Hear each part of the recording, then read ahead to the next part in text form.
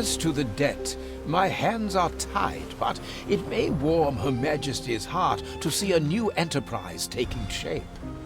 In the past few years of city builders, Byte's Anno series has had a low-key presence. Anno 2205 released in 2015, but faced its fair share of criticism for simplifying the gameplay and core appeal of the franchise. Though Anno 2070 was rated higher, the series had peaked at Anno 1404, aka Dawn of Discovery, with its Renaissance-era premise and complex gameplay catering to the amateur economist in all of us. Thankfully, with Anno 1800, Byte has gone back to its complex roots while presenting a spectacular journey into its addictive machinations and city management. There's no Renaissance here. Anno 1800 is all about the industrial age. The campaign starts by offering a peek at smog-ridden factory districts while highlighting the beauty of 19th century architecture and housing. Your character is returning home after a long absence, fulfilling a request from their younger sister Hannah to attend your father's funeral. Once greedy Uncle Edward usurps your family's company, good and Sons, it's off to a new island to establish a rival organization and make your own mark in this age of cutthroat competition. Anno 1800's campaign doesn't take long to thrust you into the action, and regardless of how you choose to play, with more guidance or less, there is a structure to setting up your quaint little village. Eventually, you pick up some disenfranchised workers and set to work on expanding to a port town, and beyond. With a few lengthy chapters, the campaign does a great job of educating you in various mechanics, presenting both likable and despicable characters along with a surprisingly compelling story. I won't spoil it, but it's a good way to learn all the essentials of Anno while also getting those war hands dirty. However, Anno 1800's true heart lies in the Sandbox mode. It's the mode where you'll cut your teeth, choosing starting capital, frequency of events, and so on from 3 different presets. A custom preset is also available if you want to tune specific victory conditions, factions, adjust island size, island type, and whatnot. Maybe you want to roll the dice and see what random world the game has to offer. An indicator in the custom game menu helpfully showcases just how much easier or harder the game is becoming as a result of tweaks. So with all that out of the way, what do you do in Anno 1800? Long story short, a lot. It starts with setting up residences and a market to attract farmers who will become necessary for bringing in fish to feed the populace. There's a clear structure of production from the outset, with wood being a basic necessity for building, but each subsequent step adds more requirements and different classes to your society. For example, if a farmer residence is happy enough, which is done through a steady supply of clothing, food, and easy access to the port and market, they can be upgraded to a worker household. This opens up a whole new tier of buildings and services, but also creates new needs. The happiness level of your workers will eventually allow them to be upgraded to artisans, opening up even more possibilities for glass manufacturing, canned goods, sewing stations, and what have you. Keeping everyone's happiness in mind is important and can be influenced by meeting their basic needs as much as making them feel safe with police stations and firehouses. A new class doesn't automatically make the previous ones obsolete. You'll still need farmers to tend to the fields and workers to help smelt iron and produce steel beams for those fancy guns on the harbor. However, you also have to ensure you're not building recklessly. Taking on too much maintenance costs without enough output can result in losses. It also doesn't help if your output storage is full, since different industries will sit idle, eating up credits. Setting up trade routes, settling on a different island with additional resources, and divvying up enough citizens to ensure no shortfall in productivity are just some of the basics in Anno 1800. To that end, you'll need to strike out into the world and meet your neighbors. There are a number of different factions, each capable of helping or hindering progress. Princess King may reach out to you in peace and be amicable to establishing trade routes. On the other hand, Beryl O'Mara will be much less easy to impress, turning down any flattery, while still remaining peaceful, of course. Don't worry though, there will usually be quests for increasing reputation among the factions. You can also ask for a quest, though it's best to ensure you have the resources available to complete it. That's not including the pirates led by the likes of Anne Harlow, who will hunt down your ships if they should be in the wrong neighborhood. Naval fleets become a necessity in this regard. You can also declare war on your neighbors and amass a fleet capable of destroying rival islands. islands, taking their valuable resources for yourself or getting absolutely wrecked by their defenses. Establishing trade routes is beneficial for transporting goods between islands that are lacking in certain departments. No red pepper fertility for canned goods? Just transport the goods from another island. Simplifying trade with charter routes is neat, but Anno 1800 brings back the regular trade routes, letting you plan trips across numerous islands while only requiring maintenance costs, and your own ships, of course. As your society develops, there are various other extraneous factors to keep in mind. The newspaper will regularly publish your accomplishments and failings. In an interesting twist, you can edit negative news for the sake of avoiding conflict with your citizens. However, if you stick to publishing the truth, other factions will appreciate it all the more. Blueprint mode comes in mighty handy for planning your cities beforehand, letting you place outlines for different buildings without committing the resources necessary. Once the resources become available, the building can be created accordingly. The trade union is also worth noting since it can provide lower maintenance costs for surrounding industries. Completing quests for citizens, like delivering specific resources or snapping photos of fire stations for their youngins, will award different trade union items. These offer different benefits, but be careful. The negative effects might tip the scales a little too far in the other direction. For instance, the circular ripsaw increases productivity by 40%, but also increases the risk of fire by 20%. Similarly, the drill will increase both productivity and maintenance cost by 25%. Eventually, you can chart an expedition to the New World. The latter is essentially 19th century South America and provides various unique goods like cotton to trade back. The journey to get there can be rough as various conflicts like rabies, mutiny, and murder crop up. It's up to you to decide how things should be handled, so make sure the ship in question has enough rations to spare before departing. If it wasn't already obvious enough, Anno 1800 is a daunting game, even with the very helpful tutorials and hints. City building is only one aspect of the experience. Managing relationships with other factions while competing for resources and growth, ensuring your industries aren't polluting the neighboring residences, maintaining a strong amount of attractiveness, there's an entire endgame surrounding ornaments. Quickly addressing disasters like fires and riots, the list goes on. The various ages flowed naturally, quests came by at a regular clip, and random events never felt too oppressive. That was on the normal difficulty though, where my only real problem was building too much too quickly and not effectively setting up trade routes. It can be tough to pick up at first, but it's never too outrageously paced. Thankfully, the user interface helps keep everything seamless despite all the complexity bustling under your fingertips. As production lines for different resources become more convoluted, small pop-up tabs will indicate the different buildings required to produce the required goods. Diplomatic choices are cleanly delineated. Pollution and attractiveness ratings are easy to assess, and hopping between ships and your home island feels snappy. Right-clicking brings up a radial menu for different options like demolishing, building, and moving houses, which also helps. Perhaps my only real complaint about the interface is the lack of scaling for icons and text. I got used to it over time, but the ability to increase the size of UI elements would be great. Even with the smooth interface and overlays, Anno 1800 is a complex game. However, it also feels dense and rich, which is further reflected in the production values. Anno 1800's world is simply gorgeous. The texture work and foliage, water physics, animation work, and even the atmospherics all looked incredibly good with solid performance throughout. Though a few settings had to be toned down, there were never any crippling slowdowns, and the attention to detail apparent as your citizens wander around your city, children play in school, and so on is incredible. Heck, just hovering over a farmer as they address your arrival and go about their business is great. Byte absolutely nailed the soundtrack as well, which floats between majestic and morose tones seamlessly. Voice work is similarly excellent, though the lip-syncing on portraits in the campaign seemed off more often than not. Fans have looked back on the Anno series for years now and felt comfort in the past. Looking to the past, both in theme and gameplay mechanics, isn't Anno 1800's greatest triumph. It's capturing the soul of the franchise and reinvigorating it with a compelling gameplay loop that makes it so endearing. Its economics may be tough to get a solid grasp on, the trade routes may take some finagling, and that high chance to compliment your neighbor may not pay off at times. However, Anno 1800 serves as an incredible return to form for the series, taking it forward with the drive and determination befitting its industrial setting. And that about does it for this video. If you enjoyed what you watched and want to see more from GamingBolt, GamingBolt, please hit the subscribe button. Also, don't forget to switch on the notifications bell icon next to it. That way you'll never miss any of our videos. Thanks for watching.